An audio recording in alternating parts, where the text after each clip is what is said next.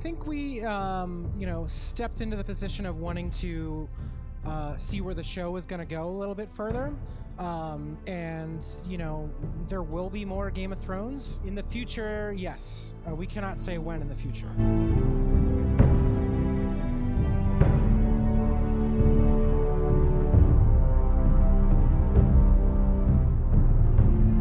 Yeah, it's, if you're a fan of Borderlands, the story of Borderlands is Borderlands pre-sequel, Borderlands 2, Tales from the Borderlands. So what happens next in the story, that's up to Gearbox. So they're working on the next Borderlands game. If we'll see Reese and Fiona and those characters in that game, I can't tell you. You'll have to ask our friends at Gearbox.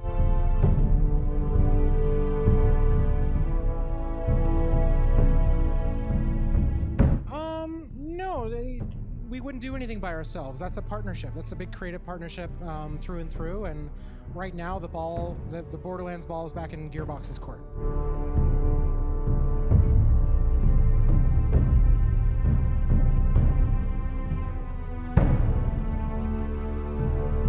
Yeah, I think, when we first premiered The Wolf Among Us in 2013, we never expected it to be as successful as it was. We didn't expect the fans to love it as much as they did, and the critics, and frankly, it was a very big success.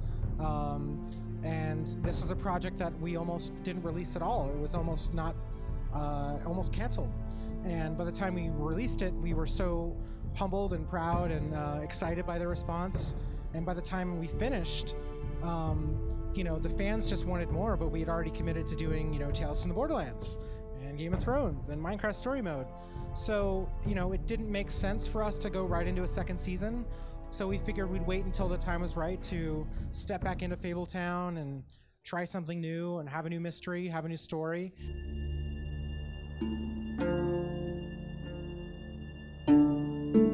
So you will not have to have played the first season of The Wolf Among Us to understand where we're going to go for the second season. It won't be a direct continuation of the story. It will have Bigby and Snow White. I can't tell you anything else on when it's set or where it's set or who else will be in it, other than, we love that people love the first season so much, but you're not going to have to have played the first to understand and dive into the second.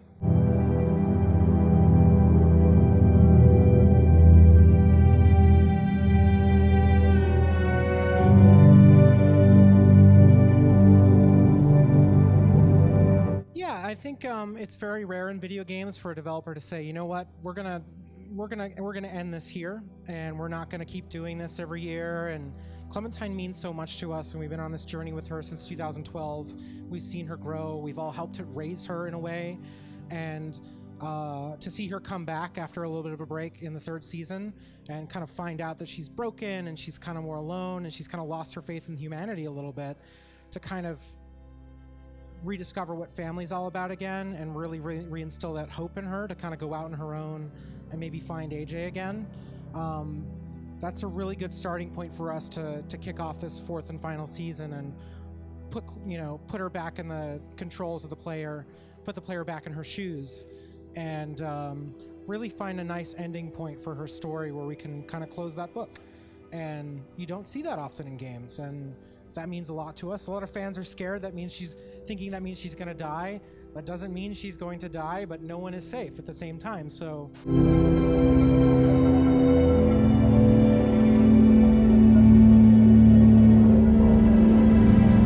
all the time, yeah. I mean, it seems like all the time there are fans that want us to do things, or some creative partners that would love to work with us, that we'd love to work with, but we do a lot, and we're proud to be able to do as much as we do.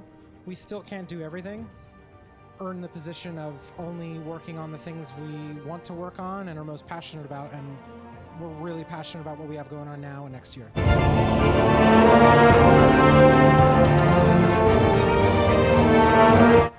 Yes. There are some projects we'd love to work on. Cannot say them here live on camera, lest the fans think that we're going to do it. So I would ask you, what do you want to see us do?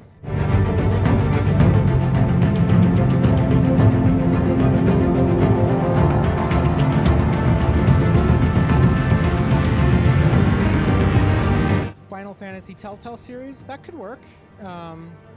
Some of our teams have, it's some people have thought about making a Pokemon Telltale series, which could be kind of cool.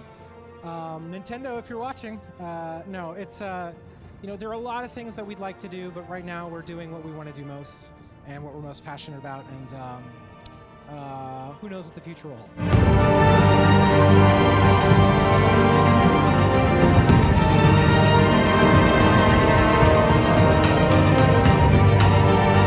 Our existing format is something that we are comfortable with and happy about and proud to have developed over 13 years worth of iteration and development, and having that common format where if you've played one Telltale game, you understand mechanically how to play it, but it's still a fundamentally different game, just as different TV shows in different genres, like a Westworld is very different from a Friends. They're both TV shows, but they're very different genres. Same with Telltale. Batman is a very different game than Minecraft. The mechanics are the same. The way that you consume it is very similar, but the game that it inherently is and the story that it is entirely different. Now that format that's common and signature of Telltale, that's something that we will be moving forward. It's something that we'll be seeing in evolution over the next 18 months.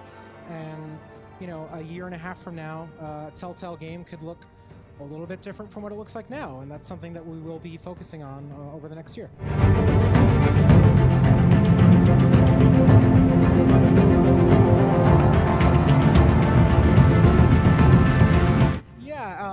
Everything that Telltale does is in the language of cinema, where we're looking at games, whether it's on your TV, on your PlayStation, or on your iPad or your iPhone.